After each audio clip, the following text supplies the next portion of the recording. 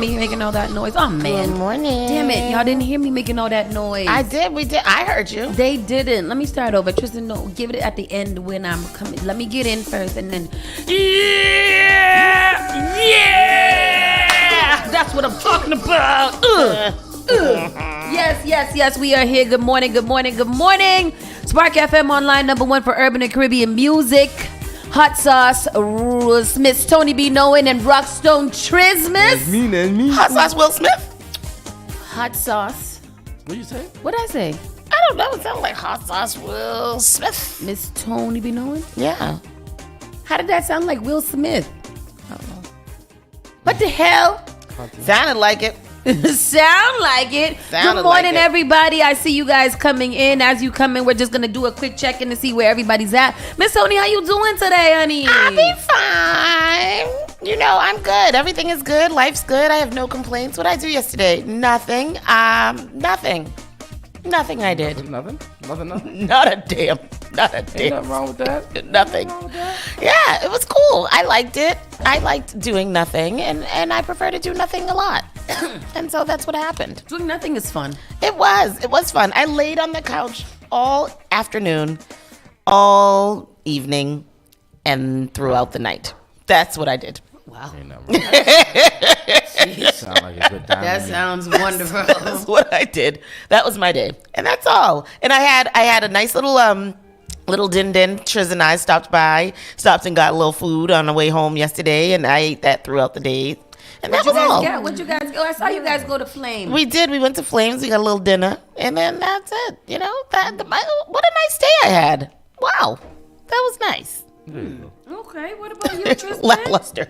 I ain't do a damn thing. I just organize music. I took my, I like organizing music every now and then. It's a good refresher. I heard that's a very tedious and Never ending situation there. Never, and no. that's very interesting to me. So that's what I did, and it was just chill. Took it easy. Triz, you didn't get involved in the old DJ, young DJ beef that was happening yesterday? Not at all. I did not bother to pay attention, but I did see a lot of DJ on my timelines, and I was like, what is going on? Yeah, everyone seemed to weighing into that. I was trying to figure out what was going on because I was like, I keep seeing all these lives popping up and everything that's going on here. So I'm like, what's going on? Yeah. And then I started listening to a couple of them, and I was just like, you know what? Oh, that's her boy. All right. Okay. Yeah, so what I did found out, I was telling Tristan very early this morning, that it's so interesting because I thought that the young DJs were, like the ones that we have here, like under 30. That's what I thought. Apparently the real young DJs are between the ages of 18 and 21. Who knows who they are? Exactly. Oh. So I don't. No shade. Yeah, no diddy. But I'm just saying. I was having this conversation with somebody else this morning too. Like, we wouldn't know. Yeah. Because we're not in that subgenre, right? The reason why we do know some of them is big shout outs to DJ Dutch and his DJ thing, what's it called? Run the Track. Run the Track, where he brings out a lot of young DJs, and that's the only way that I know them. And B Soca likes to hire young DJs as well. So we've been able to learn who some of them are through that. But what I found out is that you 30 plus DJs, wash, geriatric. Y'all is not it no more. Y'all gotta get up out of here. Yeah. Which is interesting because the young DJs can't get into the clubs to see them, to see them play. Yeah. So that was very, very interesting to me. And what did Shay Live say? I'm too old to argue. I was told it's between a different generation. Yeah. You guys ain't even you older folks, you people that are pushing 40 and 35 plus 30, y'all are not even part of that conversation. When they talk about old heads, they not even talking about y'all. Y'all are gone. Y'all are beyond old heads. Y'all are elderly heads. Oh man. It's the 30 and under, or like 25 to 30, which are referred to as the old heads. I thought I was in my prime. Tristan, boy, but I thought I had just got here and I was ready to go. Because we know DJs that are older than our generation that are still playing in the club. So I would assume that we would be the older ones, but we not. We are done. Like, they don't even check for us. They're not even talking about y'all. Y'all are not even the ones that they talking about. Man. I was like, bro, that's wild to me. They said between the ages of 21 and 24, you getting up there. What? Because the other ones that is looking at us, and we've been in the game for like 3-4 years from now, and they're looking at us, that's where they want to be. 3-4 years is longevity. 16 to 17, 18-year-olds are the ones that are very young, like they are just starting. But you people that's been in here for 5+ years, wash. That's Coogee, wash. Live, wash. Rockstone, wash. All of y'all, wash. Like, boy, I tell you, this is a bad time living. Like when I grew up, we paid attention to the ones that were older than us. We didn't call them old. We paid attention, got some notes, and then applied whatever, and did our own thing. I think my suggestion to every DJ is create your own lane. Yeah. Create your own lane. That way nobody else could drive in it, and it's your lane. That's right. It. I like it. I like it. And you won't be worried about nobody else. And I ain't gonna fight with you either, because you still wear diapers. This the kind of good morning text. If no man ain't texting me this kind of good morning text, I don't want it. Good morning, Miss Tony. Have a happy Thursday. Even though it's raining, you bring sunshine to any room. That's the kind of good morning text I want. That is wonderful. In reference, I'm gonna start sending this to people. Like, this is the kind of good morning text you get to send to me. My day is brightened. That is wonderful. I'm glad. Thank you. Good morning, glad. DJ Live. How are you? I see Coogee talking about I ain't even 30 yet. Coogee not 30 yet? Coogee, have a seat. Is he not 30 yet? He's elderly, Tony. Is he not 30 yet? He's very much past 30. Oh, okay. I don't think Coogee's 30 yet. Coogee is 30 yet. Why would he lie like that? Is he not 30 yet? He put the laughy emojis. Oh. But so what? He put it before, though. He didn't put LOL. No, he said, no, I'm not. Right. Oh, Coogee, you're young. Coogee like 28, 29. I thought Coogee been here for a while. Yeah, me too. I thought so too. I thought Coogee been here for. He looks like a baby, but I thought that he been like here a baby for man. He looked. That was the funny thing, because DJ Dutch was on one of the streams, and they was laughing at DJ Dutch because he's almost 30. I think he's like 27, and they was like, "Yo, Dutch, you almost done. Like, you're almost done." And I thought here we were reaching out to the youth of the community. Me too. And we are reaching out to the adults of the community. I see DJ Dutch as a baby child. That's why I guess I couldn't be in I couldn't even pay attention to the conversation. Older people have to just listen and observe, because then I think it puts so many. Mastermind put out a long post, and ain't he 30? Mastermind is about 37. Oh, is he? I don't think he's about 40 yet. Yeah. 30 He might be 35, 36. He's young too. Old young for the DJ game. Yeah. But young. But it was like it was perspective. Like, I couldn't even take it to heart, because these were babies talking. Yeah. Like, they were babies. They're under 24 years old. But did you see posts from those babies? Because I follow a lot of them. Okay. I follow a lot of the young DJs, because I just like to know. Like, so did we name names, or they were just talking? No, they were just talking about age, but they didn't name any names. And I was interested to find out who the names of the people they were referring to, just for more perspective. But I kind of just watched it in jest, because it was just like, it was mad cute. They're mad cute and little and young. They're like little babies. I'll pick them up, put them in my pocket, especially that Ja Too Smooth. I tell you, that is my boy. Oh, I like him. That's my boy. I know that one. I only know 3 young DJs. I know Ja Too Smooth. I know one out of New York, DJ Young T. I know Roy something. Delroy. Yes. Yes. Yeah. And Truck Fit. That's it. Is Truck Fit young? Truck Fit is a little older too. Truck Fit might be up there like 27-ish. Oh my God. You know, Scary Tunes. You know, Henry. Oh, is he young? Yes. Oh, I thought he was an older person. No, he's about 24, 25. Really? Yeah. Oh, no. Okay. All right. Yeah. Some of them old DJs really do suck. Pastor Troy says. That's what Pastor Troy says. What's old to you though, Pastor Troy? So for me, old to me is like, you know, like, 40 plus.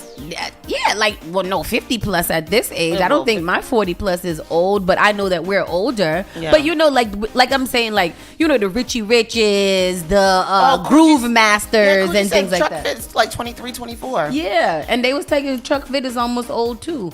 Oh, see, he's a child. Truck Fit just had a child, didn't he? He did. He's just a baby. And he looked like a little baby Truck Fit. He was so cute. I love him. Darn it, shut up him. That's so sweet. But yeah, enough about that because I mean it's interesting. Yeah. Somebody did make Tristan. What do you think about this? About doing old school, new school? I like it. Kind of situation. Yeah, I like it. And you want to know why I know that there is a lot of truth to old heads being miserable because I saw someone propose that to an older. Our age, are a little bit older than our generation. They was like, nah, that's what caused the divide and blah, blah, blah. And we ain't gonna do that because they would get slaughtered. This is why they don't want to play with you. Because you're mean and you're miserable. And I don't like you. When you have kind of like a more positive attitude, I think it could be very fun and interactive. I think what should be done is they should be paired. Paired. Yeah, we should exactly. Yeah, an older with a younger and let them kind of work together, work in the music together. I saw Larry propose this Young Gunners versus Red Evans concept. Yes. And people seem to be receptive of that. I think that would be really interesting to see. Larry, if you are interested in working on it, Spark FM will definitely back you on that. As a Spark FM DJ, I think it would be really kind of dope to see the radio station, you know, kind of present it and you know, kind of flesh it out so that we get it right. Because I think it would be a dope situation. But we'll talk. Let's talk after because that might be something. Oh, yeah. I had to shut off the mic real quick for y'all so you can hear my secret. You know, do a little, oh, you know, we'll figure that out. We'll talk. Anyways, with that said, let's get into the show today. We are continuing our Woman History Month mini-series. We started out with Shanita Clark from Salvage Root.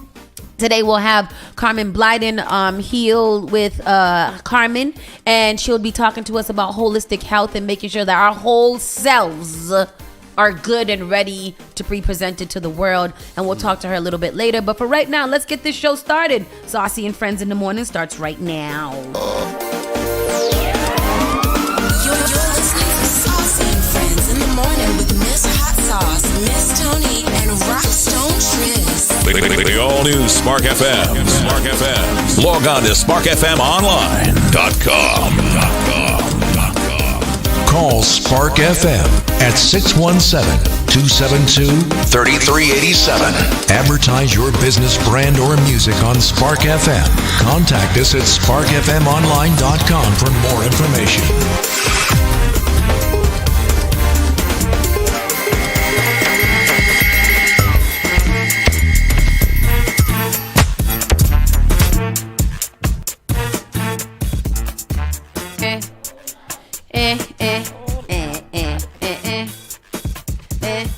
Up on to the ranger, a German,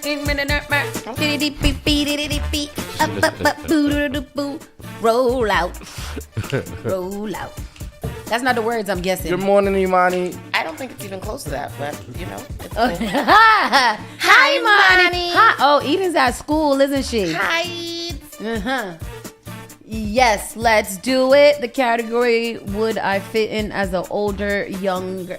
Chris, you ain't fitting in no categories. Sit down. Geriatric. Go on, sit down. What the hell does geriatric mean? Geriatric DJ. Old. That's the category he would be in. Let me see. Geriatric means old, but what's the definition? relating to old people, especially with regard to their health care. An old person who was receiving special care, a rest home for geriatrics. Yes. That's what y'all are. The all-new Spark. This is what they got. What age is geriatrics? 65 years old. So they're a little bit off. But in the DJ world. In the DJ, it's like dog age, I guess. So Like- if you're 40 plus, you're a geriatric DJ. I saw somebody called Larry Jordan a geriatric DJ yesterday. Damn. Let's get into it. Today is March 28th. It's still March. It's still March. It's still March. March is sitting up there competing with January. Yeah, For man. who wants to stay here the longest. But remember when March started, it was like busting through. Like, March. Now, It's been a slow crawl through yeah. March. Oh, yeah. It is approximately 9:35 in the a.m. Today's weather is effing depressing.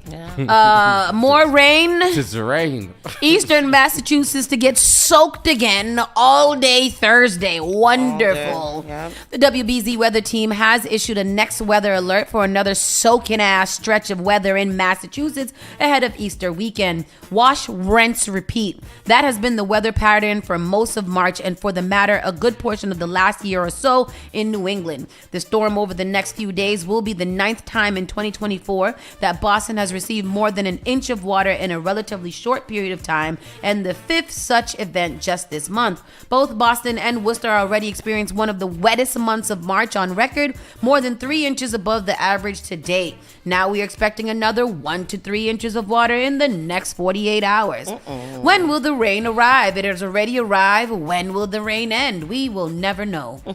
40 days and 40 nights. 40 days. You guys might as well start building a boat and don't look anybody crazy because we're experiencing a flood. Hated it. There's flood Tomatoes on Boston weather. That's why I'm leaving here. warning. We gonna. I don't know. I got a You got damn business here. boy. I ain't got a boy. Y'all is here, so y'all content. I'm unhappy. I want to leave, go somewhere what makes me happy. A Boston school committee passes a new 1.5 budget for 2025 with expected cuts to be made.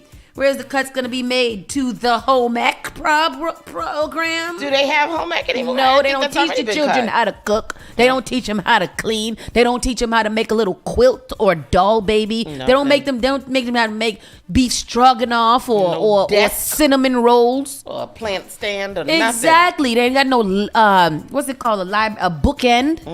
What's wrong with y'all? This school suck. Sorry, let me relax. A loss of federal funds, a drop in enrollment, and an increase in costs for things like busing made this a tough vote for many members on the Boston School Committee.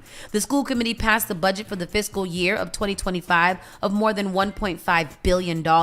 According to the Boston Globe, 70% of Boston public schools will lose staffing, including cuts to music and the arts. A school department spokesperson tells Boston 25 that much of the budget difficulty comes from the end of ESSER funds, elementary and secondary school emergency relief money funded by the feds for COVID relief, because y'all bought all of those tablets and all of those computers and all of those, what are those, Chromebooks, and then y'all took them back to sit there in a warehouse somewhere and do nothing to, instead of letting the damn kids keep the friggin' computers so they could do... Ask me the question again. Why didn't they let the kids have the Chromebooks? If you got a grant to pay or whatever it was to pay for all of those, why did y'all take them Chromebooks back from them children? To put them in the warehouse so they could sit there and become outdated and not do nothing with them. Yeah, that's exactly why they did it. Because that didn't make any sense to buy Chromebooks for children who need to have Chromebooks in home in order to do school, and then take them back because they in school, because what they're supposed to do their homework going Exactly. They don't know how to write. They don't like literally. And they only know how to write on the touchscreen and press the touchscreen. They don't even know how to use the damn keyboard. Yeah. See, true. my mama used to have what was the program that we did? It was a typing program that mommy used to make us do. I don't know if she made you do it. A typing program while she was braiding. They sit at the computer and have to learn how to use the QWERTY keyboard. They had the thing too. I know. What you know what I'm talking about. And she used to make me a game. Yeah, sit there and then it had a timer and you would have to type something like that. Look, you see that video just now? To rewind a little bit. Look how that little boy was writing. Look at that. He don't even know how to hold a damn Stop it. pencil. Stop it. But I bet you can press a tablet. Hold on, let's go to the story. The price tag $1.5 billion. And according to the Globe, 70% of public schools will see staff cuts here. Following that story for us tonight is Boston 25 News reporter John Monahan. And John, big educational developments tonight. That's right. It's a loss of federal funds causing this, a drop in student enrollment, and also an increase in cost for things like buses. Fuel costs have gone up. That all made it a difficult vote tonight for members of the school committee.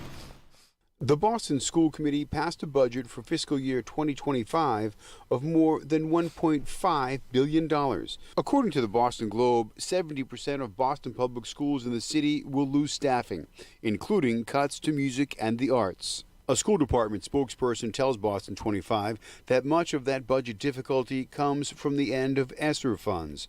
Those are elementary and secondary school emergency relief funds from the feds for COVID relief. Boston received some $400 million in funds spread over 4 years. That has run out.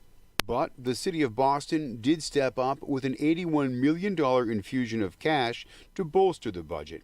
That money will go toward general maintenance and inclusive education. The other glaring issue is a drop in enrollment. There's been a 15% drop over the last decade. COVID exacerbated the problem, now totaling some 8,000 students. And since funding is based on the total number of students, if that number drops, so does the funding. Superintendent Mary Skipper said the focus will be on funding student services, with 94% of the budget allocated directly to helping students. Many of those cuts It's will now be figured out $1.5 billion, and they still have to make among cuts them on to the arts table and music are programs. Which things I like don't library understand because Billion, there's though. so much Cuts are money out expected. here Right. for arts and music and stuff like that. Why don't y'all write some grants or something like that and get some, like, why would you cut the things that the children like to do the most, but you're going to still have them doing trigonometry? Because they, at what point are you trying to figure out the angle of your triangle? Think about it. At what point do you use E If you equals was an MC architect. squared? If you was an architect, how many people are How many people are architects? Right, you right. know, No, absolutely right. It doesn't make any sense to teach people trigonometry if you ain't gonna teach them how to balance a checkbook. I agree. Teach real life skills. And music and arts is definitely something that these kids need. You can't just have these kids with curriculum, because they're not learning. They tune out. That's ridiculous. Oh, this is so sad. Boston police seek man who robbed Dorchester convenience store at gunpoint. I just don't understand why people robbed a little convenience store, because how much money are you getting? Exactly. About $200 maybe? Right. In quarters? In quarters. In dollars. Dollar bills. When do I gotta go to court? Oh, I think that's today. You think that's today? Yeah. Damn it. Hold on, guys. Sorry, I gotta figure out when I gotta go to court. You got to know. Shoot, I can't find my court date. I'm pretty sure it's today. I think it's today. In the next story, Go, a somebody. police seek man who robbed a Dorchester convenience store at gunpoint, and we have the story right here. Oh, and this video. Here's the clip. I'm gonna tell y'all what my court date is. You'll just wait and see. With our Michael Rosenfield. Yeah, it's a story you'll only see right here on NBC 10. We want to get out to Michael now, live in Dorchester. Michael, what did that store owner tell you? Damn it. Priscilla, the owner, says this was a really frightening incident for the clerk who was on duty tonight. The sign on the front door says no hoods and no masks, but that did not deter a gunman from entering the store this evening. Watch as a man enters RJ Smokes and Convenience in Dorchester Wednesday evening just before 7 p.m. He walked right behind the counter and threatened the clerk. Upset. Totally upset. Sometimes angry also.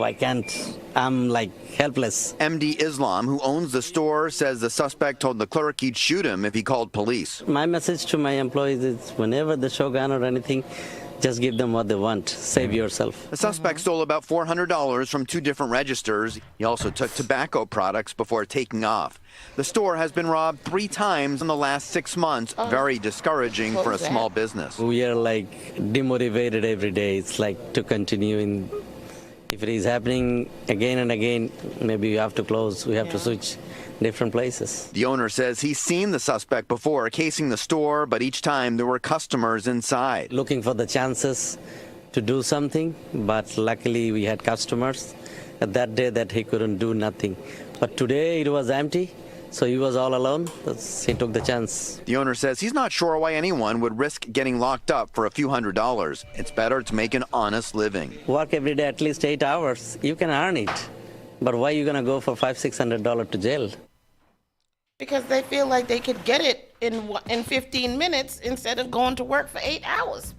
Yeah, that's crazy. Which is crazy. Where is this RJ Smokes? Do you know where that is? Does it say where it is? I don't. RJ Smokes, Blue Hill Avenue. It doesn't say where, though. That's really, really sad. You know, that is really crazy. $400 they got from 2 different registers. I think this is the little blue store right there next to 11 something 80s 11 something Blue Hill Ave. I don't know. Anyways, that's crazy. What else do we have in the news for you guys today? A new look at one. Then, you got the next story? Yes, I got it. Shot 3 times. How a robotic canine took bullets for human officers, the state police say. State police on Wednesday shared new images of Roscoe, a robotic canine that was shot 3 times by an armed man barricaded inside of a Hyannis home during a 7-hour standoff last month. Police officers have responded to the home at 24 St. Francis Circle shortly after 7:40 a.m. early in the morning on March 6 for reports of an adult man, later identified as Justin Maria, 30, holding his mother at knife point. He was later arrested on several counts of attempted murder, as well as additional firearms charges, according to police. The robotic dog, operated by the state police bomb squad, is among tools now being deployed during public safety responses that quickly become dangerous while reducing the threat to human life. While being directed by authorities using a remote control from outside, Roscoe was following Maria inside the home when it was shot. So they put the dog inside the house and he was following around. Wow. During the lengthy standoff, Maria shot at Roscoe and at another canine robotic canine Spot. Both robotic dogs were partially disabled. During public safety responses that can quickly escalate into a crisis on Cape Cod, robotic canines like Roscoe and Spot are often sent into more dangerous territory to assess the situation and help keep first responders and the public safe. I didn't know we were really using robotic dogs. Yeah, it's crazy. That's wild. Do they have video? Yeah, I just played the video. The incident provided a stark example of the benefits of mobile platforms capable of opening doors and ascending stairs in tactical missions involving armed suspects, state police said on Wednesday. In addition to providing critically important room clearance and situational awareness capabilities, the insertion of Roscoe into the suspect residence prevented the need at that stage of response from inserting human operators and may have prevented a police officer from being involved in an exchange of gunfire. How would the robotic dog, save the man who was holding his mother at gunpoint, though? Just by following him around the house? Were you distracting him or something? I don't understand. The incident was the first time a Spot robot was shot during a police deployment. The robots may be used in situations such as hazardous gas detection, unexploded ordnance inspection, suspicious package investigation, search and rescue, subterranean or confined space exploration, and structural assessments following fires, disaster events, and other hazards. That's pretty cool. But they sure did shoot up that doggy. Wow, that's awful. The process of replacing Roscoe with a new robotic canine is underway. So that's pretty cool. I missed the video, but that was pretty cool. And in other news, we're talking about the North End restaurants are suing the city because they're trying to get their parking back. So we do have the story on that. Here that is. You gonna play it? Or let me see. Yep, I got it. More than 20 restaurants will close their doors from 3 to 5 p.m. for a neighborhood meeting. This is right before the March Madness games at TD Garden. All of the restaurants are currently suing the city over their outdoor dining ban. The North End Restaurant Group will be meeting at St. Joseph's Hall on Prince Street. They're inviting Mayor Wu to come hear their concerns. So they I'm attorney Nicole Armstrong from. They do want the outdoor dining, or they don't want it. They want the outdoor dining. They want it. They want the outdoor dining. They want the outdoor dining, but they're trying to protest today, 3 to 5. All the restaurants are shutting down in the north end, while 21 restaurants are shutting down in the north end. What do you think about that? They to protest the city of Boston not allowing outdoor dining in the neighborhood. Why would the city of Boston take that away?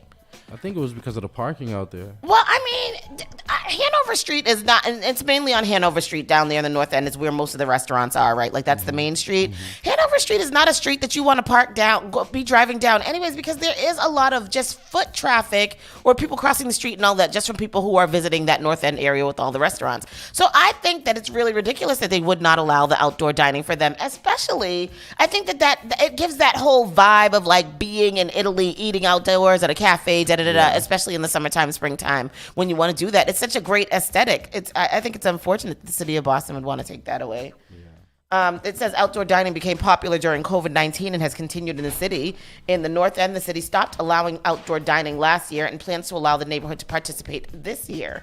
Mayor Wu's office has previously cited the narrow streets and trash accumulation as one of the factors. And like I said, it's a narrow street anyways. It's not one that I think you need to be reserving parking spaces and all of that on. That just seems kind of crazy to me. So wait, what did they do? They're closing down? They want the outdoor dining, and the city is not allowing them to do outdoor dining. So I thought that the article said that they was going to shut down the restaurant. They're shutting down. They're shutting down early so that they can protest, and they're having a meeting. The North End group or something. That's kind of stupid. So you're going to cut your profit because you want to protest because you can still operate your restaurant as regular, but because you can't have outdoor dining, you're gonna shut off half of your day order just for today.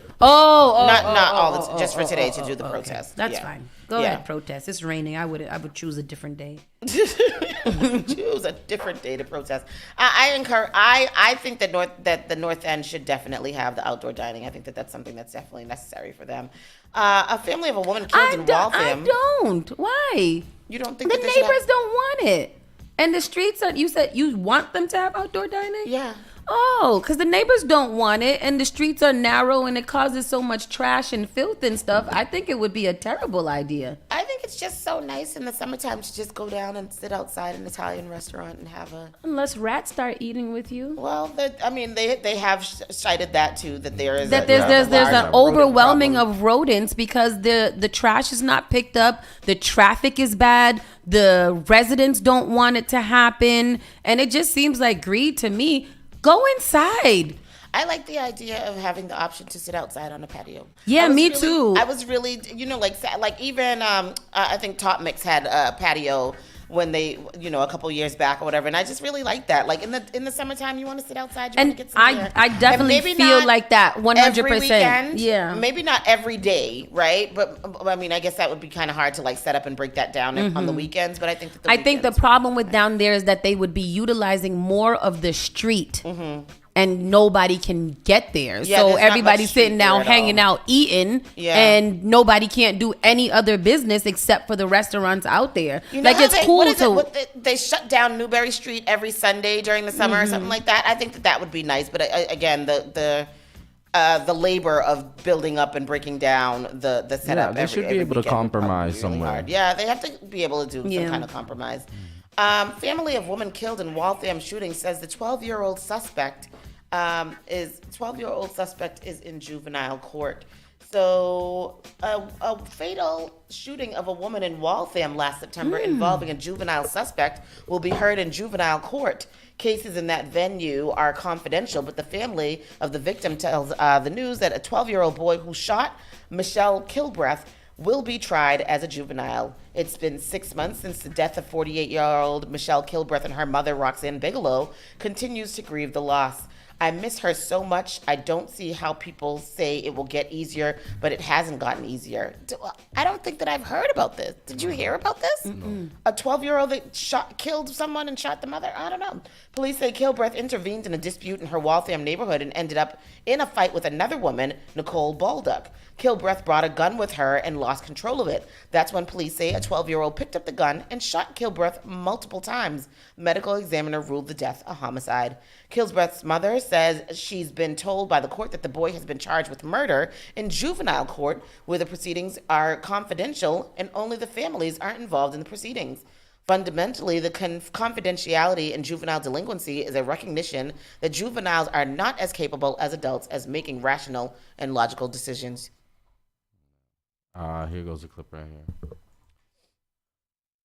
Has been following this case and joins us live now in the studio. Ike, tell us what you know. Since the shooting in September, we've been waiting to see what prosecutors would do with the 12-year-old suspect. The victim's family says they've been told the juvenile has been charged in family court, where proceedings are confidential and offenders don't face the possibility of adult prison. 6 months since the death of 48-year-old Michelle Kilbreth, and her mother, Roxanne Bigelow, continues to grieve the loss. I miss her so much that I just don't see how people can say, oh, it'll get easier, because it hasn't gotten easier. This all goes back to September, when Kilbreth intervened in a fight in her Waltham neighborhood. But police say she lost control of a gun she was carrying and was shot multiple times by a 12-year-old boy who picked up the gun. Kilbreth's mother says she's been told by the court that the boy has been charged with murder in family court. In Vermont, family court is confidential. Authorities cannot discuss the case, and only the families involved will know the legal actions taken. Fundamentally, the confidentiality in juvenile delinquency proceedings is a recognition that juveniles are not really as capable of adults of making rational and logical decisions. Defender General Matt Valerio says all cases involving offenders age 12 or younger start in family court. Some serious crimes for older juveniles can start in adult court and then move to family court. That the goals of the juvenile court are significantly different than the goals of the adult court. Interesting. Yeah. So the boy, did the family say that he shot someone else too? No. He only shot her. But this case is really crazy. So she brought a gun, basically, it looks like, to come fight his mother, the person that got killed. She brought the gun with her to his home to come and fight his mother, and in the scuffle, she dropped the gun. The boy picked it up and shot her. The person who came to kill his shot mother. the person who came to fight his mother. So isn't that self-defense? That's self-defense, isn't it? Because you can have a self-defense argument if somebody is defending. Maybe because he fought. When the police say a 12-year-old boy picked up the gun and shot Kilbreth multiple times. Oh, multiple times. Maybe it's multiple times. Yeah. She's been told by the court that the boy has been charged with murder in juvenile court, where all proceedings are confidential and only the families are involved in the proceedings. I mean, in that case, I don't feel like the boy, I don't think that he did anything wrong. Yeah. Like he's defending his mother for somebody who came and was going to kill her. Right. Or shoot her at least. And then you dropped your gun. Yeah. And he picked it up and he defended it. So that's very interesting. I think that's probably why he's being charged as a juvenile, because we do know that in murder cases they can have the option of charging people very young as adults, and in this case I think that's probably that's a wild story. Valerio says the primary goal is to rehabilitation and the hope that a youthful mistake does not lead to a lifetime of crime. Yeah, because if they lock him up for real, he's what? He's 12. Yeah. Like what do you do with that? Yeah. It's a baby. And then this last story, it's a feel-good story here, I think. Former Boston gang member starts a group to support and engage with the youth. Oh, good. So, fed up with violence, Dorchester neighbors gathered outside the Ashmont T station on Wednesday, 2 blocks from where a man was shot and wounded Sunday night, to reach out and offer their support to local youth. When asked if violence in the area has gotten worse, Ted Newton responded, "Definitely got worse. Definitely. Watching kids get killed."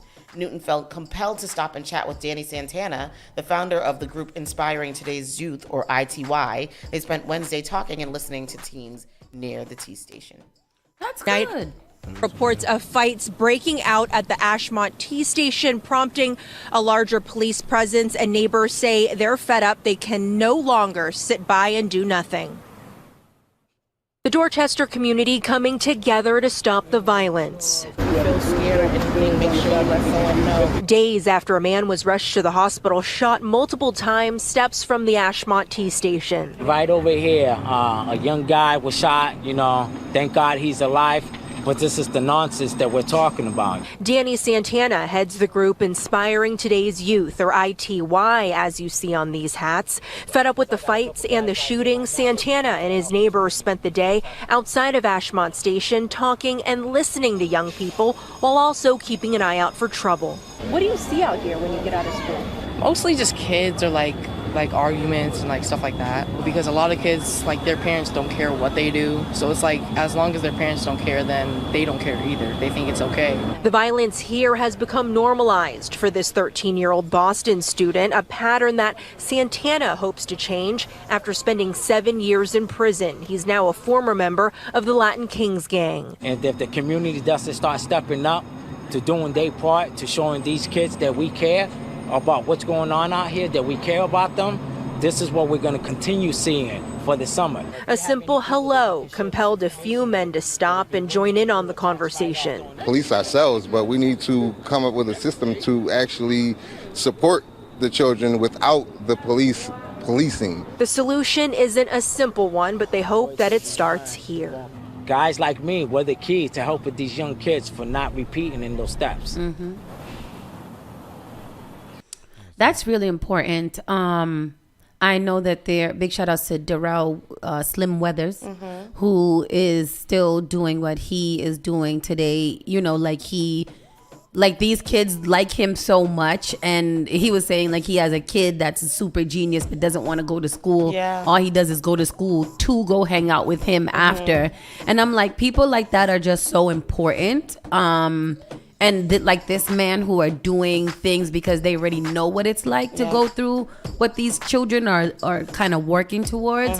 And we really do gotta do some more supporting of those types of organizations, because they're really grassroots and doing it for the children. Big shout outs to him and them. We're gonna go to a quick commercial break, and when we come back, we'll be talking to Carmen, Heal with Carmen, and we get some feelings and some healings today. It's a rainy day, so we need all the encouragement, all the motivation, inspiration, and support we can get. So we'll be right back with our Women's History Month mini-series up next on Saucy and Friends in the Morning. This is Spark FM. We'll be right back. You're listening to Saucy and Friends in the Morning with Miss Hot Sauce, Miss Tony, and Rockstone Triz. You are enjoying the miracle of radio. New England's #1 urban Caribbean music. Radio. Spark FM. JP Morgan Chase is making a global commitment to break down barriers to drive inclusive economic growth all over the world. We believe there is a pressing need to help more people move up the economic ladder. That is why we are investing in communities and people to create an economy that works for all, because no community should be left behind. Right here in Boston, we're focusing that work in Dorchester, Roxbury, and Mattapan, among other neighborhoods, on improving financial health. These efforts aim to address the key drivers of the racial wealth divide head on. We're here to empower individuals, families, and small businesses by connecting them to the tools that build generational wealth and a long-lasting legacy. Chase is investing in Boston. Chase is investing in you. Visit us at the Mattapan branch at 1617 Blue Hill Avenue, where the team is waiting to help.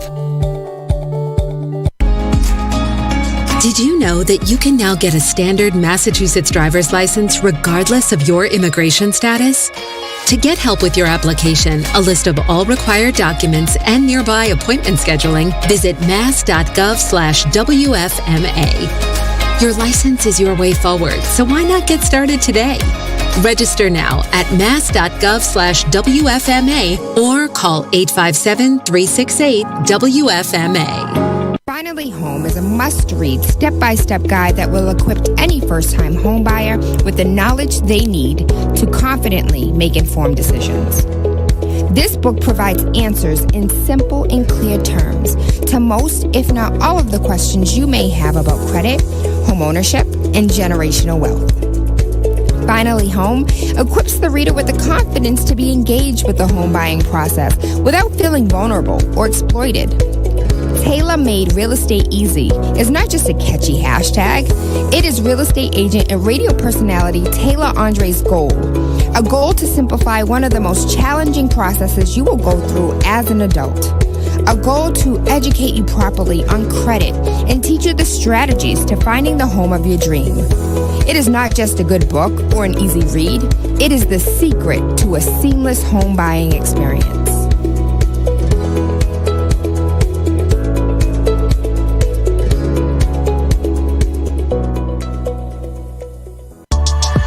The war on drugs has harmed millions of people and disproportionately subjected black and brown communities to criminalization and incarceration, disrupting access to resources, education, and support. To learn more about Massachusetts policies and programming ensuring the legal cannabis industry is equitable and positively impacts communities harmed by marijuana prohibition and enforcement, visit masscannabiscontrol.com/equity. Spark FM. Wizzy boy, make me dance. Daddy, oh, make me dance. Igniting the airwaves. Spark FM.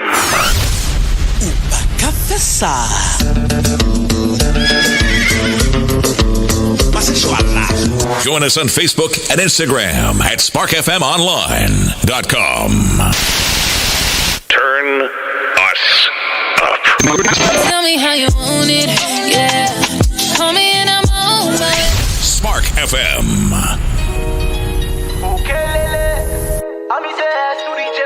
Watch it, rude boy. Yeah. $1 million for you, baby. Cherry cassava for you, baby. Bentley Hammer for you, baby.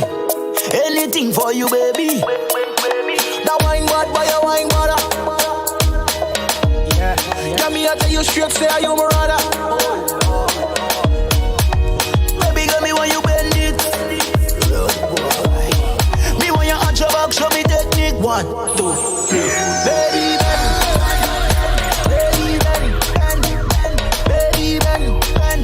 You are your friend. Yeah, baby, bang.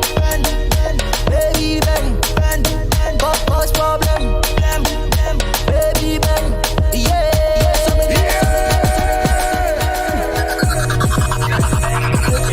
Bust down, Tatiana, bust down, Tatiana. I love to see you bust down. Bring it up, now pick it back up. Hey, pick it down and pick it back down. Bust it. I ain't gonna lie. I want to say this. I want to say this, but I'm not gonna say it for real. But Blueface. And then there's a left, right. Let me see you do it. Left. Oh, was that Blueface? You know, between him and Sexy Red, two people who are extremely the most ratchet people ever. Ratchet. They do make a little, you know, a little bop. A little bop. We are back, Spark FM Online, #1 for urban and Caribbean music. And after that break, I really got to get some healing in my soul because I'm feeling a little annoyed and frustrated and a little hangry. Well, I'm not hangry because I ate, but you know, there be people out here, let me tell y'all before we get into this holistic conversation. There be people out here that is wicked and is set up to be wicked and mean and spiteful. They're the devil's employees. I like that. Yeah, that is true. I like that. I'm gonna start calling people. I would like. And this is beyond me, but she want to put me out there. Stinky Doggy and Kitties 2 or whoever they are. It's located in Somerville. I don't know. You can go patronize them if you want to. But people like that business owner, another black woman, has taken me to court or has summoned me to court for a whopping $75. Because she did our last event and she didn't make as much money as she wanted to make. So I offered her partial refund off of a non-refundable situation, and she sure did take me to court for $75. I missed that today, so now I gotta pay a little what is it called? Court fee. A little court fee. But there's people like her, other, you know, like I like to embrace black women. especially black women that are in the community and that are doing good work.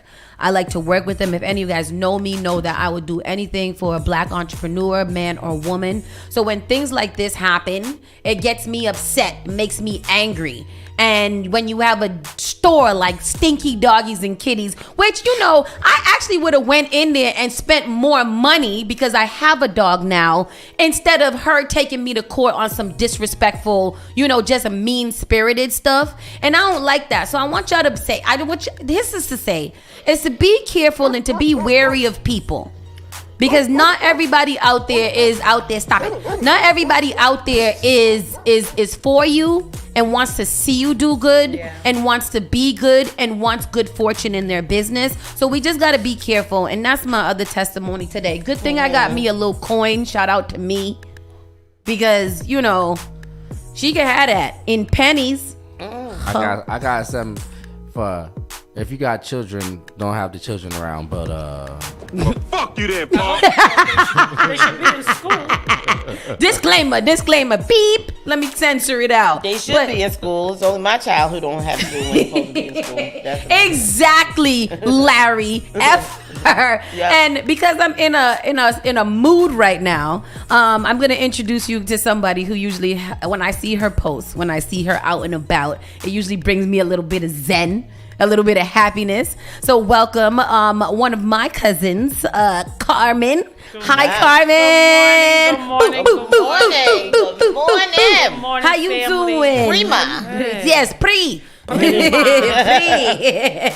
good. Good. I feel good. Good. Tell us who you are. Tell us all the things. Yes. So I am Carmen B., owner of Healthy Energy Actively Living, also known as Heel. Yes. And you know, I wear my heel on my chest. Yes, I love that. Where they see it? Oh, move me. There there we go. There you go. We got you. Look, I was all in the way. See, they gotta tell me what I'm doing. Right? Wear my heel on my chest. And I'm an executive coach for women in business and leadership, really helping them develop the skills they need to manage their time more effectively. Yes. So they can achieve their personal and career goals faster. Love it. Love it. And, you know, I really started Heal based on my own journey. She said, oh, that was I had the backgrounds even better. Hey, y'all. You know, I really started Heal based on my own journey and just going through life, sometimes feeling like I was walking blind. Mm-hmm. You know, you know deep down in your heart, you want more, you feel it deep down in your heart that there's more for you, but there were so many other things in your life, whether it's life experiences, whether it's the messages that you've received, whether it's your environment that's kind of going against that deeper desire that you have. Thank you, sir. Thank you, sir. Before we was talking too much trash, so we couldn't set it up properly. But now we setting it up properly. We outside now. Boom. Yeah, so often there's so many things that go against what you truly want, and it can feel like walking through mud. Yes. And so really helping women come through, like develop the clarity that they need in order to really see the vision and then be more intentional about how they go after the desires of their heart. I love it. I think how did you start this? Like, I feel like I saw you starting with working out. Yes. First of all, you got a party. Yes. And you do a lot of working out. You do a lot of, how did that help you? How did that kick it off? Work, you know, I didn't realize this until recent as I was really working on my story and preparing for a talk. I developed this passion for wellness when I entered a weightlifting competition in middle school. Oh, really? In middle school? In middle school. Okay. And I won. And in middle school, I struggled with self-esteem. I struggled with self-love because my life it just wasn't lifing for a little girl. Yeah. It was really hard for me as a little girl. And so after that competition, I kind of felt like that was the time I felt so powerful. I felt like this is something that belongs to me. And then after that, I found so many opportunities to just work out. I kept working out at school. Then I got to high school, and it just became my thing. And people started asking me, like, yo, can you help me? Can you help me? Can you help lose me? this? Yes. And I'm like, I don't really know, but I'll just show you what I do. Right. You know, I used to ride my bike to school. Some days I would run to school, and they'd be like, yo, you ran here? I'm like, yeah, right? And so it kind of just developed from there. And then I thought, well, maybe this is what I'm supposed to be doing. And so I kind of threw that passion for wellness into everything I did, everywhere I went, started, got my certifications, and I have a fitness certification, I have a nutrition certification, I have a health coach certification, I have all the wellness certifications. However, as I started doing that, I also realized I was still struggling with self-esteem challenges. Yes, talk about that. Right? That's so interesting. Right. How? Because we think that self-esteem comes from looking good. Yeah. And it doesn't. Okay. But I did not have that knowledge yet. And so I'm working out. I'm like, but I look good. Like, look at me. The boys love my milkshake. Bringing all them to the yard. We're bringing all of them to the yard. So it's like, why am I still feeling like this?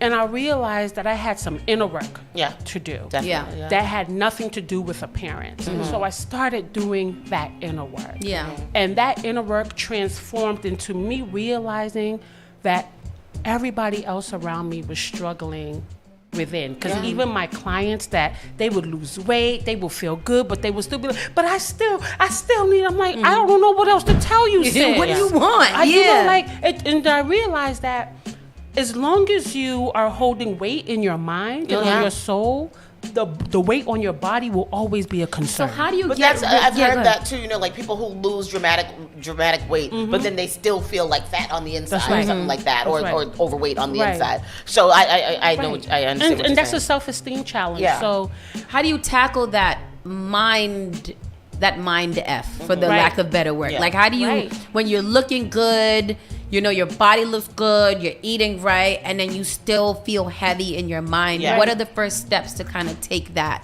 One is to get very clear on your values. Get very clear on your values. What matters most to you?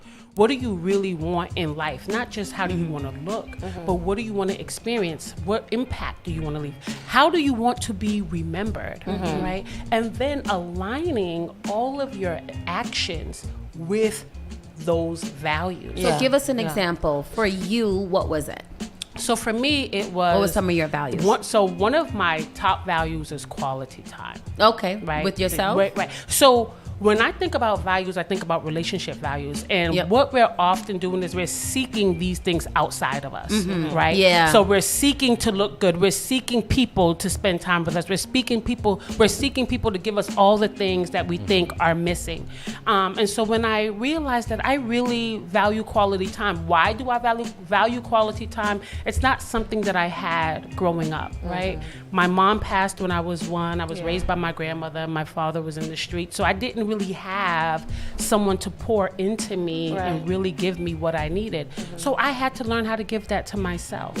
And so taking that time to just be with myself, to show up for myself, to give myself all the things that I felt were missing or that I was looking for in others. And that really started with sitting still with myself, which is something most people avoid because all the thoughts that come up when you're alone. The thoughts that come up when you're alone. Right. And especially if you're single. I remember when I was single, some of the thoughts that came up for me was like, nobody wants me. I'm not worthy. Maybe I'm not pretty enough. Maybe I'm too fat. All the things. And we try to do so many things outside of us just to run away from those thoughts.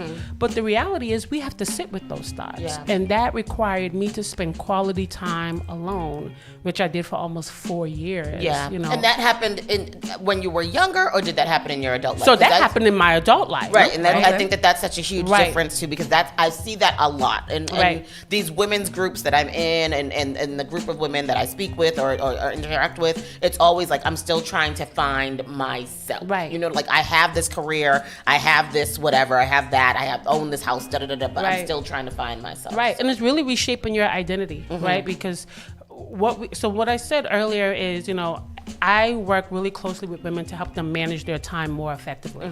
What we don't realize is how much our identity impacts how we use our time, right? And so if you feel like, oh, I'm the career woman, I'm a mother, I'm the best friend, that's where your time goes, right? And so right?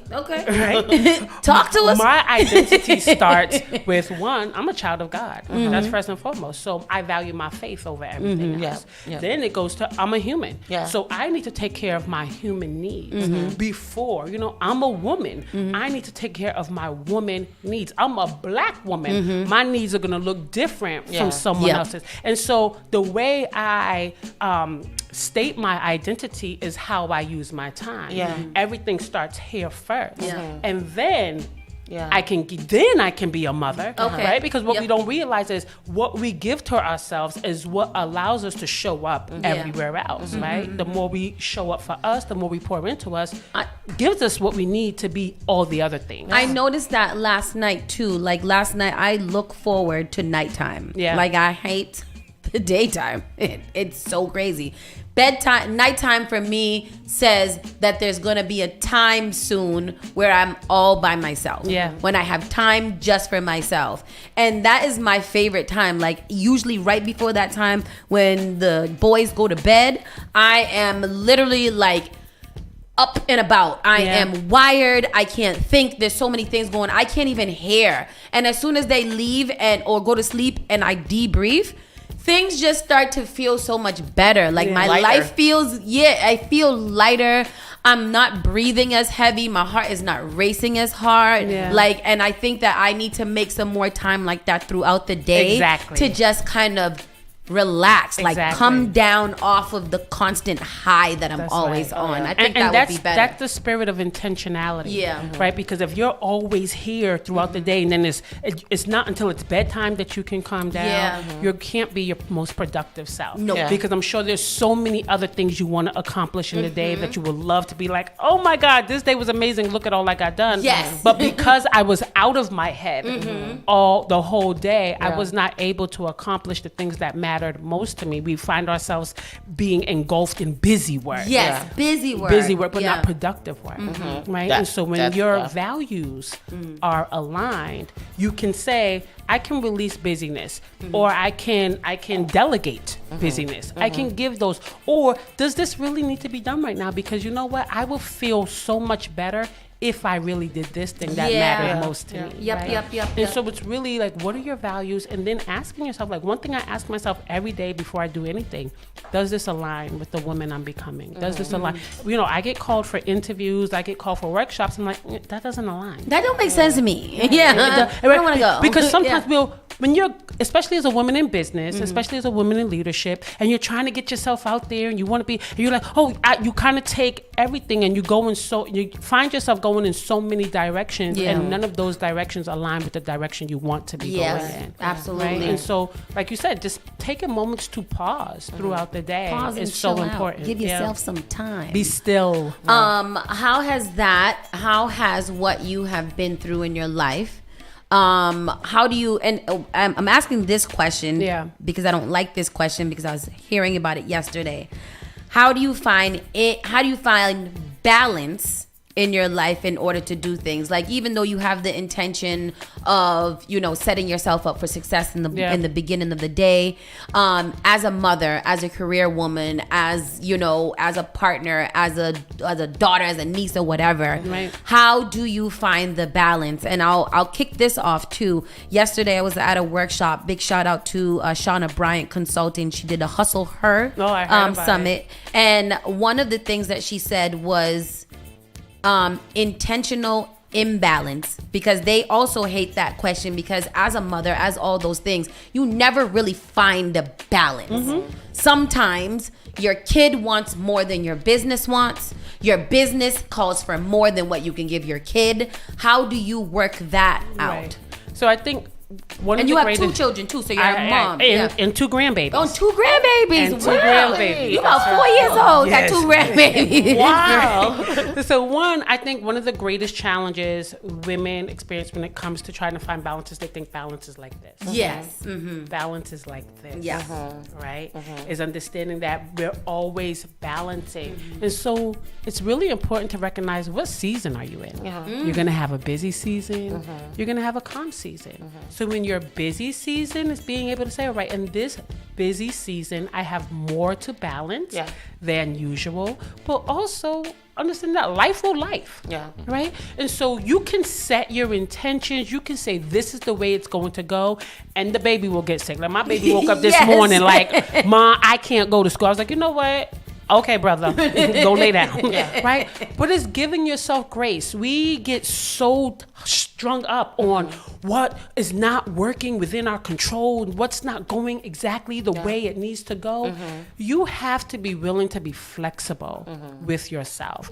Understanding when you have faith, when you believe in yourself, when you believe in your vision and in your dream, you're not worried, oh my God, if this doesn't happen right now, everything is gonna fall apart. Right? And so it's saying, you know what?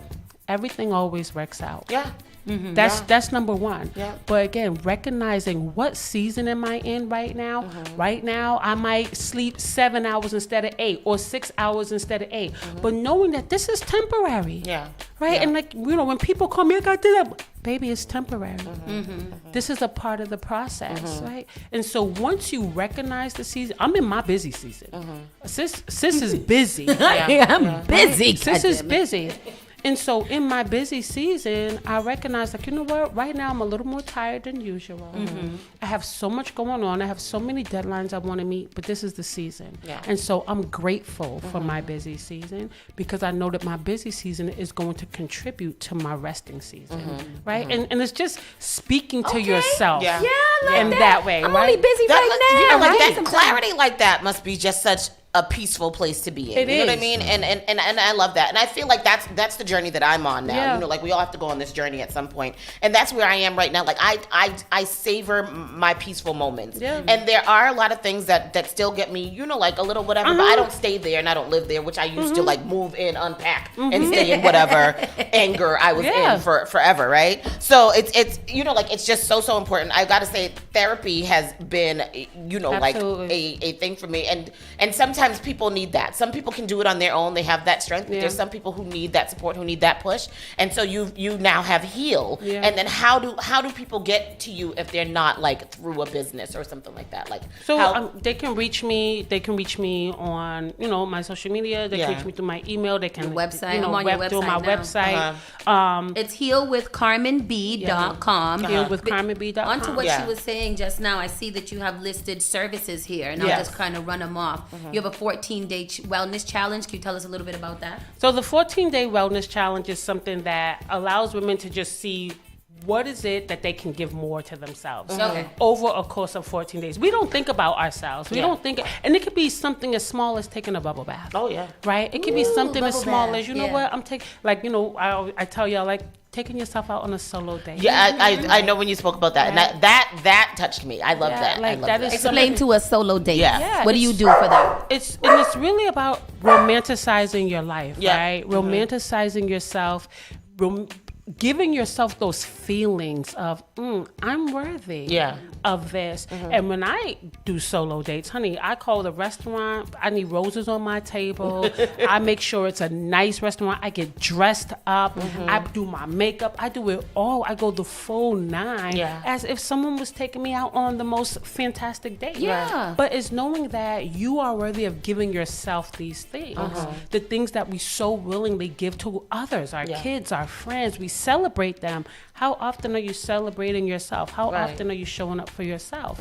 And it's those things that will give you the peace that you seek. Because those are also moments to slow down. Right? And to just like sit still and enjoy like a happy meal, Yes. a little drinky drink, Yeah. get in an Uber. Mhm. So, Sometimes I even bring my journal with me. Oh, okay. Sometimes I Someone bring my can say, what do you journal. do at your solo? What, like, while you're sitting there? Because I like to go out to eat by myself all Yeah. the time, have a glass of wine, and sit there. Sometimes and I'll eat. have my headphones in, playing my because I don't want whatever they playing. I'll be like, no, I want to hear this. I put Yeah. my head like this Okay. is me and Yeah. me. So I'm gonna do whatever. I don't care if it looks weird. I Yeah. don't care if people are like, what is going.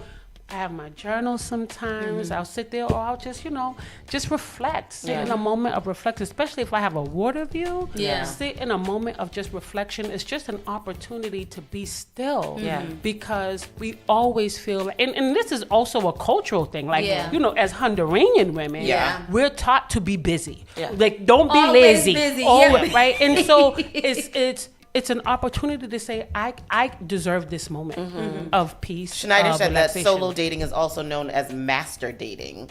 Oh, like never heard that. masturbating. Master dating. I like it. I like it. I've never heard that before. I'm gonna say I'm going on a master date. Yeah. What? Master date. Yeah. Yeah, so I think just loving on yourself Yeah. in ways that you want to be loved also makes you so much more attractive. Okay. Yep. Because when you have that peace within, you attract more of the peace you want in your life.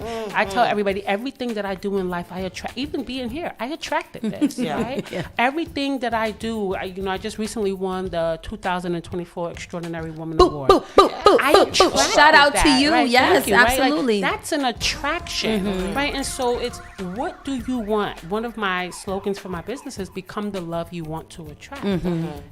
This business that you have here is love, right? This is Spark FM is love. It's love from your heart. It's something that you're giving to the world.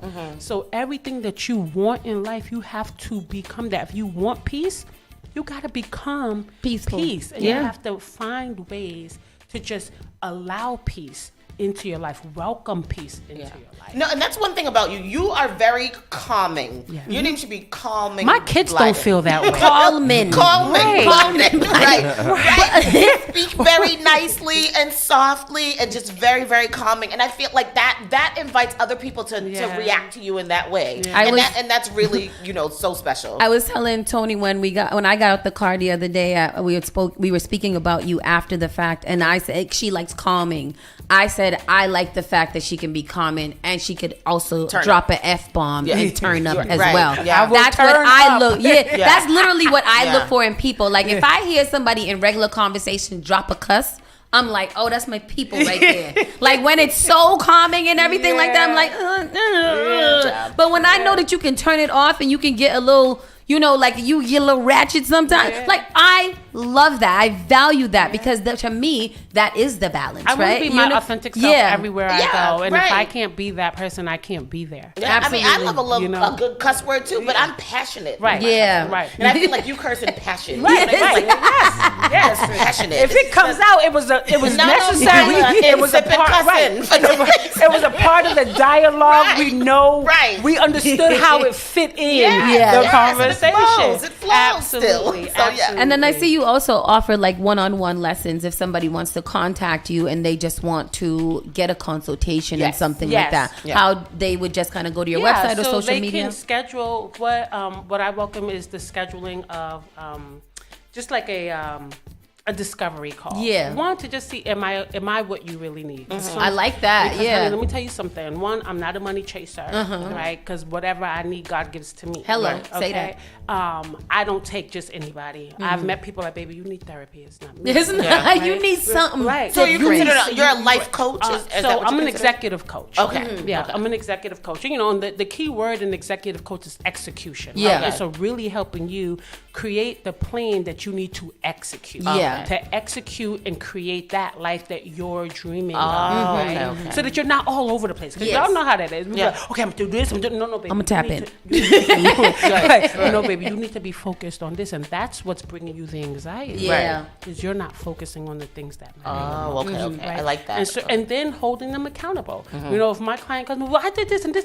Did you do what we talked about? Well, no. Well, call me back. Hang up. Call me back. Yeah. When you do what we agreed on. Yeah. Right? Yeah. But also just being that person that is going to encourage you and not going to judge you because you maybe fell off. Right. Or you made a mistake. Because, honey, I'm human. I done fell off and I made mistakes and I probably will do it again. Right? So recognizing that we are human. And then there are some coaches, in my opinion, that set these expectations for people that they can't even meet. Hello. Right? Yep. I'm going to keep it real with you. Because, you know, at the end of the day, life will life. Right. And there's going to be there's some moments I'm like, I'm not getting out of bed. Yeah. I know I got some shit to do, but I ain't doing it I'm today. not doing it. I'm not, right? and that's okay. And if it falls, it falls. And that's okay. My son be like, I'm hungry, boy, air fryer. Yeah. Not today. Yeah. Right? But being okay with saying, today I can and today I can't, and not feeling judged for that. Right. Yeah. Not feeling like, oh, well, you're just being lazy and you don't want it that bad. Like, I hate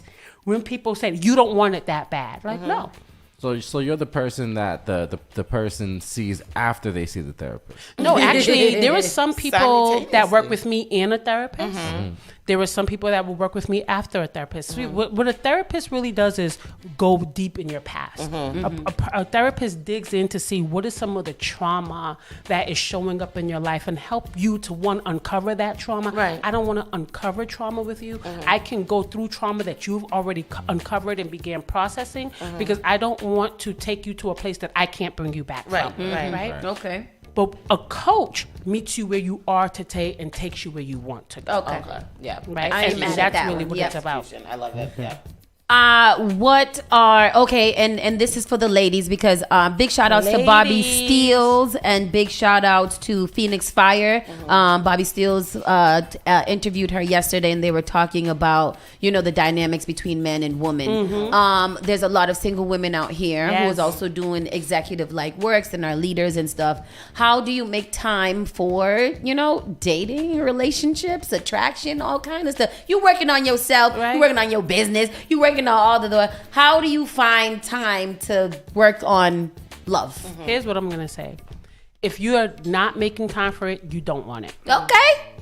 In that situation. That's a fact. If you're not making time for dating, making time for going out and meet, it's okay to say, I'm not ready for that. Okay. It's okay to say, because sometimes women say, oh, there's no men out here. Well, are you going to find? Right. You're not going to meet them at home. Right? Unless like, you it's know, the UPS. right. And, I mean, I met my partner on Facebook dating, you know, and I was intentional. I was like, okay, I've been single for almost 4 years and I feel like I'm ready. So I started dating. I made time for that because I felt like that was the season of my life where my heart was ready to welcome someone in, but I was also willing to sacrifice. Okay. Right? That's what it's a sacrifice of time. It's a sacrifice of energy to get out and exchange your souls. Right? And exchange your soul. For real. Exchange your soul. Yes. And which can feel overwhelming. It can feel challenging, especially if you're going through it. And it's like, there is nothing out here.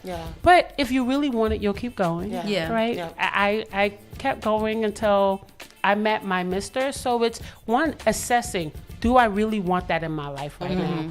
Am I really willing to sacrifice time to intentionally date? Not date because you're bored. Not date because you're hungry and you want a meal. Because I've been seeing, I've been seeing all of that out here. But to intentionally date, to take time to really intentionally get to know someone and be willing to share your parts of yourself with that person. That's really hard for a lot of people. And I just went through this with someone the other day who called me. He's like, yeah, well, you know, I went through my list of what I want in a man, and you know, this is what I want, and you know, I was dating this guy and he's not that. And my question was, are you that? Oh. Hello. Yeah. They don't like that answer. Are you though? I hear what you're saying, sis. But are you all of those things that you're looking for in another person? Okay. And are you willing to be honest with this person about the things that are going on in your life? No, I'm not sharing all of that. Then you're not ready. Because you're not showing up as your whole self. You're coming in with the mask, and you plan to keep the mask on for quite some time. You have to come in mask off. Naked. Period. Absolutely. Mask off. Naked. Naked. That's exactly what I call it. Getting naked. Like I have Face a whole off. component of my coaching program called Get Naked. Right? I like it. when you remove all the veils, all the masks, all the jewelry, the clothes, the makeup, the degrees, the house, the car, are you willing to show up as that person? And most people are not, men and women alike. They sure ain't. Are not ready to show up as that full person. And so that's okay. Yeah. But that means you're just not ready to exchange souls. Right. I appreciate what you're saying, because I think that people have steadfastly hung on because what you're talking about people need to hear. Like oftentimes we're just a little confused, don't know what direction to go in, where do I start? And I think this is good perspective. And it's also a way for, if you guys need more information, we always encourage you guys to not just, listen to what you have here, but kind of do some follow-up, because that's another thing that we oftentimes fail at when we're doing business, when we're personal life, when we're dating, is the follow-up. And the follow-up is very, very important. So tell us again where we can find all your information, where we can get in touch with you. And you got any group classes that we can go sit down and you can talk to us and we can stressed out anonymous? So it's coming in my busy season. I just finished writing my book. And nice. Working on something else big. And so in my busy season, I kind of pulled back from my group workshops because that's my balance. Some things had to come off the plate. However, I will be bringing those things back and hosting more workshops. I really want to do more intimate events where women can have these discussions and heal together, because it's healing important. happens in community. So please look out for that. You can find me on Instagram at Heal with Carmen B, on Facebook at Carmen Blyden, I think. That's my Facebook, right? Yes. Okay. On Is that mine? LinkedIn, Carmen Blyden, MBA. And just feel like I love conversation. People just reach out to me all the time and say, I've been going through this. Can you just give me any words of advice?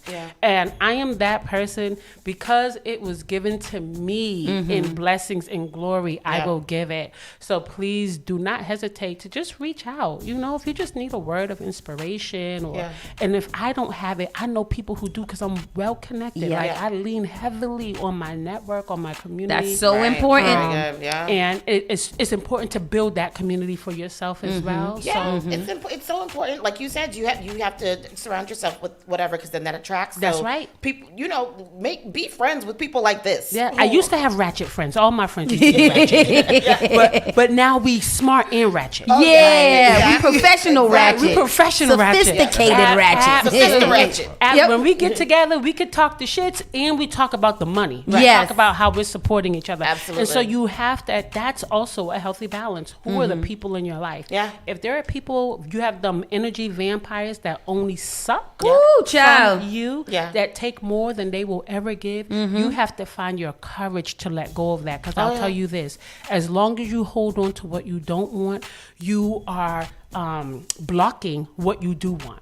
Right? As long as you hold on to what the job, the man, the friends, we value. Say that, sis. We value time, but we don't value quality. We have to value quality. So let go of the things that you don't want, so that you can get more of what you do want. And that's how we're going to end right there. We're going to end that right there. Carmen, this has been inspiring, especially just coming off of that phone call. I needed to bring it down. Bring it down. One thing I want to tell you is there is a blessing and a gift in everything. That's something that I've had to learn. Everything. So even this experience that you're going through, like you said earlier, be careful. It really opens your eyes to, okay, so going forward, here's I'll maybe have some contracts. I'll have these in place, all of these. You know what I mean? There's a blessing and gift in everything we go through. That event was a completely learning experience from start to bottom. And it's the gift that, I keep on calling it the gift that keeps on giving. Because it's the lessons that I'm keep on learning from it. And boy, but those lessons are going to make you a billionaire. They sure say that. Those lessons will make you a billionaire, because you won't make the same mistakes, and you'll move forward in grace. With that said, people, again, Carmen, thank you so much for showing up. This is not going to be the last time that we talk to you, obviously, because we're going to need some more of this holisticness later on. We'll get your autograph and we'll take some pictures, and then I'll give you a t-shirt too. Oh, I the t-shirt. Yes. And we want one of those too. We want to heal. Yes. Thank you very much. All right. Thank you all. No, thank you. With that said, people, we're going to go to a quick commercial break, and we'll be right back with the national and entertainment news. Keep it locked right here. Spark FM Online, #1 for urban and Caribbean music. You're listening to Saucy and Friends in the morning with Miss Hot Sauce, Miss Tony, and Rockstone Triz. The only thing that does matter is great music, and you will find it here. The all-new Spark FM.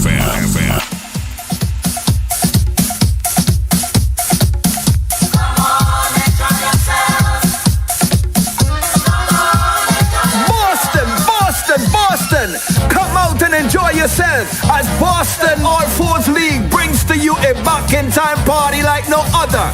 Saturday, March 30th at Unity Sports and Cultural Club, 10 Dunbar Avenue, Dorchester, Mass. Doors open at 9 p.m. Music by Golden Eye and DJ Tyra's the president. You're gonna hear music like this and music like this. Music like this. All the hits from the past.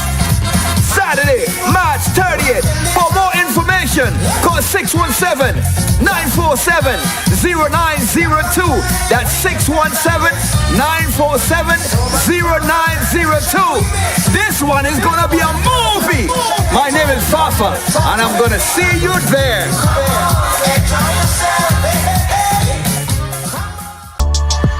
The war on drugs has harmed millions of people and disproportionately subjected black and brown communities to criminalization and incarceration, disrupting access to resources, education, and support. To learn more about Massachusetts policies and programming ensuring the legal cannabis industry is equitable and positively impacts communities harmed by marijuana prohibition and enforcement, visit masscannabiscontrol.com/equity. Want to give your baby a head start? Get the best protection against flu and COVID-19. Because their immune system isn't fully developed at birth, babies need additional protection. When you get vaccinated while pregnant, it can keep you and your baby from getting sick. As they get older, this can result in more time in school and daycare for them, and more productive time at work for you. Vaccines are safe and effective for children as they grow. No matter where you are on your pregnancy journey, flu and COVID vaccines can boost your and your baby's natural defenses and protect your family. Stay up to date with your vaccines. Stay healthy. Talk with your trusted healthcare provider today. Brought to you by the Boston Public Health. Finally Home is a must-read step-by-step guide that will equip any first-time homebuyer with the knowledge they need to confidently make informed decisions. This book provides answers in simple and clear terms to most, if not all, of the questions you may have about credit, homeownership, and generational wealth. Finally Home equips the reader with the confidence to be engaged with the home buying process without feeling vulnerable or exploited. Tailor-made Real Estate Easy is not just a catchy hashtag. It is real estate agent and radio personality Taylor Andre's goal. A goal to simplify one of the most challenging processes you will go through as an adult. A goal to educate you properly on credit and teach you the strategies to finding the home of your dream. It is not just a good book or an easy read. It is the secret to a seamless home buying experience.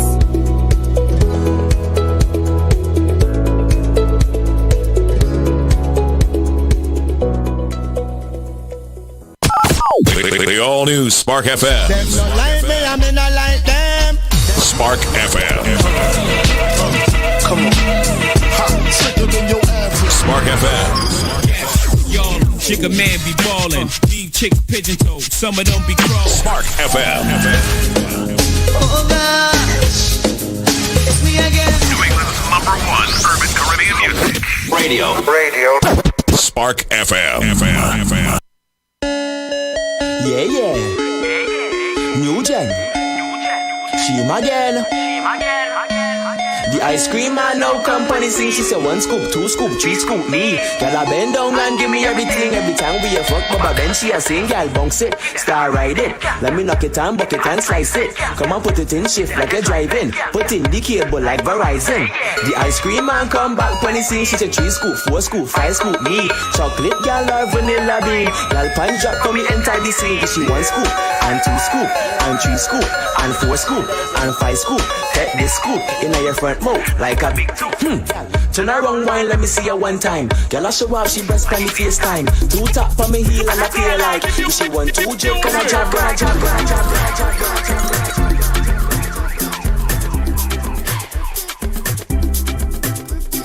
One, down, 2, down, 3, and a chop. Chada mean, and I mean, and a chop. 1 and 2 and 2 and 3 and 4 and 5 and go in the Snapchat. Oh yeah. Go in the Snapchat. I swear to God, one day I'm gonna write a soca music, and you guys are gonna be so impressed, and you're gonna be like, "Wow, I wish that she had started this earlier, because this is probably what she was meant to do." Oh. And that's it. That's my manifestation. And you go, girl. Yeah, that's it. That's it. That's all I know. Let's get into our national and world news. We'll do the headlines and go straight through to the entertainment. So, Tony, you got all that. Okay, Republicans are slammed for trying to blame Baltimore bridge collapse on Biden's infrastructure bill. Can I ask you what the damn Republicans' effing problem is? They always reaching. They reaching. Like, just reach. Reaching. That's ridiculous. Also, what else is going on? Joe Biden's administration approves a $1.5 billion loan for first reopening of a shuttered nuclear plant. And what does that mean? That sounds like war. What do we need that for, Joe Biden? I don't know. Apparently, they say that we need it because it is the plant operated from around 1977 through 2022 and was acquired by Louisiana-based utility in 2007. When brought back, the state legislature has also allocated $150 million to recommission the facility. They said that it is the restoration, if approved, would be the first instance of the U.S. recommissioning a shuttered nuclear plant, and they want to open that because nuclear power is our single largest source of carbon-free electricity, directly supporting 100,000 jobs across the country and hundreds of thousands more indirectly. What that mean? It's good for the carbon footprint. That is friggin' carbon footprint. Where you got to get that from? Where you got to get a carbon footprint by?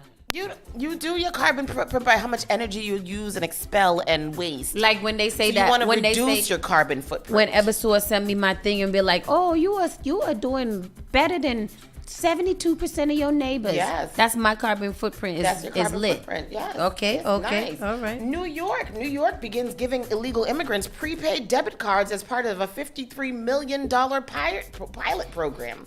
Where to get? How I get? Girl, you have to be a resident? Because can I go and get one? I'm saying the first batch of debit cards, which are reportedly meant to be used by the illegal immigrants to purchase food and baby supplies, were handed out Monday to a handful of migrant families in the New York City area. Eric Adams confirmed. How much is it? The program, which the mayor's office confirmed, will provide migrant families of 4 with 2 children under 5 up to $350 each week until the end of their stay. Beginning with a limited number of families on Monday, it will expand to about 115 families. How do you get it? 460 people over the next 2 weeks. You got to be a migrant with with family. Okay. 2 parents, 2 children. Instead of how much jobs is they going to give them? Right. The prepaid cards may only be used at bodegas, grocery stores, supermarkets, and convenience stores. Makes sense. Migrants eligible for the program must sign an affidavit stating that they will only spend the funds on food and baby supplies, or else they could lose access to the funds. $350 a week. That's a lot of groceries. That's a lot of groceries. That's a lot of good groceries. My Pillow, owned by Which Mike pisses Lindell. me off because I can't get no SNAP benefits, and I would like to have SNAP benefits as a tax-paying citizen here of America, Massachusetts. But they're like, you can't get no SNAP benefits because you could get a job. These people can't get no job. Touche. Mm-hmm. My Pillow is being evicted from their Minnesota warehouse. We know Mike Lindell has fallen under a lot of controversy for his He's a Trump supporter, yeah. Trump news. Lawsuits accuse a Chicago doctor of abusing over 300 women. This is a gynecologist in Chicago, a little old man, feeling up all the women mostly Latino and Asian women. He's got a preference. He was feeling up. And then this very last story, which I thought was hilarious. Lego asked California Police Department to stop using its toy heads to cover up suspect mugshots. So I don't know if you could pull up that picture, Triz, but the toy company Lego asked the Southern California Police Department to refrain from using the company's toy heads to hide the identities of suspects in photos shared on social media. The Marietta Police Department began using Lego heads to cover people's faces in November of 2022. The edited photos drew attention last week after the department posted a statement titled, "Why the Covered Faces" on Facebook.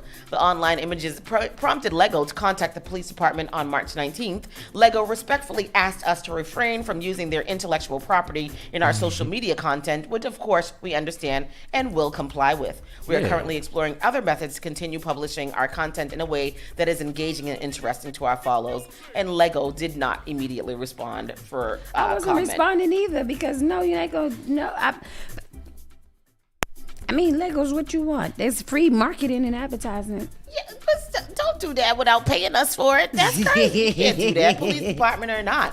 Rolling into the entertainment news, what do we have here? Bill Maher says he will do everything he can to make sure that Trump. Pretty much Trump. Trump is not the president, and I believe that Bill Maher has a strong hand. Bill Maher. Yeah. Bill Maher. Bill Maher, the science guy. No, not the science guy. Bill Maher, the comedian. The one who had a late night talk show? Yes. That one, yeah. Yes. Bill, you're talking about Bill Nye. Yes, that one. More Diddy news. Young Miami is being accused of transporting pink cocaine to Diddy in updated court documents. What is pink cocaine? Oh, not the pink cocaine. Pink cocaine. Additional details have been revealed in regards to Rodney Lil Rod Jones lawsuit. He's trying to put... He's out for blood. Blood. Against song P. Diddy Combs, and now Young Miami has been roped into the ongoing series of events. According to court documents obtained by XXL, the Miami rapper was allegedly involved in transporting drugs on behalf of the Bad Boy Records founder. Within the additional 25 pages that was added to Lil Rod's filing, the suit goes into detail about Diddy's affinity towards pink cocaine. What's pink cocaine? A combination of ecstasy and cocaine, also It's known as Juicy. Yeah, it's out of Brazil. I saw this on Vice. That sounds expensive and fun. Yeah, the filing says that Diddy was obtaining the drugs from his accused drug mule Brendan Paul, who was recently arrested but wound up getting it from Young Miami. Plaintiff and the Combs RICO expert enterprise were rehearsing for something in the Westville in Virginia, the court filings reads. Plaintiff Jones personally witnessed Mr. Combs do a few lines of coke in his dressing room. Defendant Sean Combs wanted Tusi, but Brendan forgot. So defendant Christina Coram called Young Miami, who then brought it on the private jet from Miami. They said that she was a sex worker for Diddy. She was a sex worker for Diddy. Is what I saw to her and his last baby's mother, right? Allegedly. 50 cents did. The one that died? No, the last one. Oh, with the love? The new baby. Oh, really? Her mother was a sex worker for him too. Wow. And 50 Cent because baby people mother. was always used to wonder how they never had no real relationship, but we knew that they was really together. Mm-hmm. Do you guys believe that she was a sex worker? And how much is a bag of pink cocaine? I don't know, but I mean, she's a sex worker if she's having sex with him and he's giving her money. I mean, a lot of us are sex workers. And they said 50 Cent baby mother too. Don't see sex worker. And they said 50 Cent's baby mother too. So everybody's baby mother. Yeah. Wait, the new baby mother? One is baby mother. Oh, maybe the last baby mother? Yeah. One of them. Because he got a little boy, and then he got a son he don't talk to, and then this new girlfriend, he don't got no children with her yet. He has a son that he doesn't talk to. Yeah. P. Diddy? Oh, no, 50 Cent. Oh, 50 Cent. Oh, yeah. Daphne Joy. So somebody tagged Young Miami on X this week and was like, "Where's Carisha at?" And she said, "Right here. What's up?" She responded to that on X. Don't be cute, sex working. Let me stop. I love you, Miami. I believe that she was just getting money. Cardi B says that she is apologizing after joking about the LAPD stripping her butt naked over drugs and weapons. She's apologizing about that. She made wild claims on Monday during an Instagram live session that the LAPD officers pulled her over and accused her of trafficking drugs and having a weapon in the car. She also claimed that the officers made her stripped butt naked. Following the news spreading like wildfire, the Like What rapper apologized, telling the fabricated story as it was only a joke and taken out of context. Cardi B told her fans about the incident coincidentally around the same time that Diddy's LA home was raided by the same police department. Interesting. Social media immediately ran rampant with the news, believing that Cardi had become a victim of police injustice. OMG, this was a joke. I always do these jokes with my fans on Station Head. I guess it don't translate well on IG Live, and I guess I said it before, melting emoji, bad timing, she said, under the Breakfast Club's reporting of the fake news. That was Cardi B. And then this very last feel-good story, I guess. Conjoined twins Abby Hensel and Abby and Brittany privately married Josh Bowling, and they got married. That's the twins. That's your one body with two heads. Tell me. They have one body. So all their organs beneath. Where do they start their one body at? They start their body below the head. They have at their two necks. Oh, they have two separate necks. They have two separate necks, and then the rest of they're just like one body. From the Addams family. So they can never be separated. They cannot be separated. Ever. No, the parents were asked about separating them at birth, and they opted not to because obviously one of them would not survive. Yeah. And so they opted not to. They are now, how old are they now? I don't know. So remember the conjoined twins, Abby and Brittany? They're all grown up and have expanded their family. In fact, Abby has actually been married for several years, tying the knot with Josh Bowling in 2021. Today reported on March 27th, citing public records. They're 34. Wow, good for them. The 34-year-old twins now live in Minnesota with Josh, who describes himself on Facebook as a father, a veteran, and a nurse. He got kids with whom? I don't know. Brittany and Abby, who were born and raised in Minnesota, first shared their life story in 1996 on Oprah Winfrey's show. In 2012, the two offered fans a closer glimpse at their lives in rare condition with their own reality show, Abby and Brittany on TLC. The sisters, who are dicephalous conjoined twins, were born fused together at the torso and remain as adults. They have separate spinal cords. Oh, really? Brains, hearts, and other organs. They got separate. Let me see them from the back. But they share these located below the waist. Brittany controls the left side of their body, while Abby controls the right. The twins graduated from college in 2012 in recent years, and they've worked as teachers at an elementary school in their home state. While the sisters have spoken out about many aspects of their lives on camera, as teens, they have kept their love lives private and shied away from the spotlight for more than a decade. The whole world doesn't need to know who we're dating or what we're going to do and everything. That's so interesting, because what if you fell in love with one of them and you don't really like the other one? That man is marrying both of them, so he must... How? It says, we're going to be moms. We haven't thought about how being moms is going to work yet. Y'all only got one. How many legs they got? Y'all only got one vagina. I mean, how y'all gonna have? How you? They got one. They can have children though. Like, is it I'm asking. I got a lot of questions because I have a lot of questions, and I don't want them to be ignorant questions, but they are questions that we wouldn't know unless. They have two wombs? Shut up, Pastor Troy. You think they have two wombs? They only have one. Everything below the waist is one person. Yes. How many arms do they have? They got two. They only have two arms? Yeah, one on each side. Okay. And one control the left side, and one control. He's smart. Because he's got. That's what I was about to say. He's a lot of head, and if he doesn't want that, he's got two other holes to, He's well rounded. When one jaw get tired, the other jaw. He loves them. Yes, he loves them, and he's also not thinking that. Yes, you ain't marrying. They only have one. Everything below the waist is just one thing. They have two separate hearts, two separate spinal cords. I don't understand them. I just don't understand it. I just could not do that. It's fascinating, right?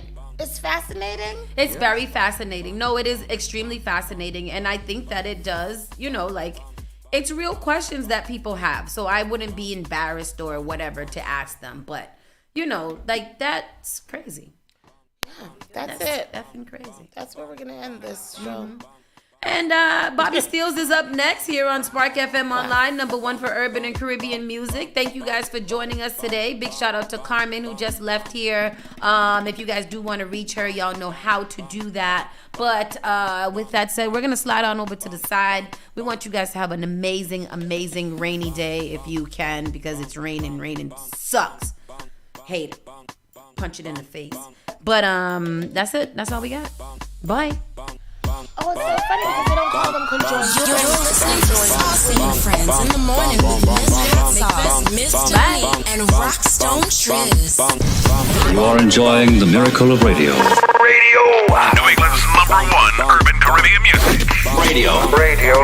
Spark FM. JP Morgan.